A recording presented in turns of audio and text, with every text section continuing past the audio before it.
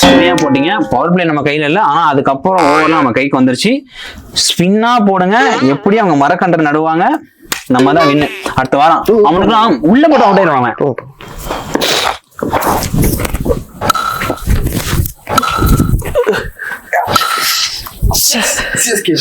CSK Vinta.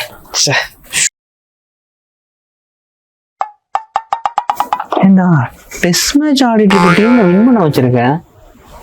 இல்ல பாய், நம்ம கரெக்டா தான் பிளான் பண்ணி தான் போட்டோம். என்ன பிளான் பண்ண சொல்லு. லைட்டா சொதப்பிருச்சு.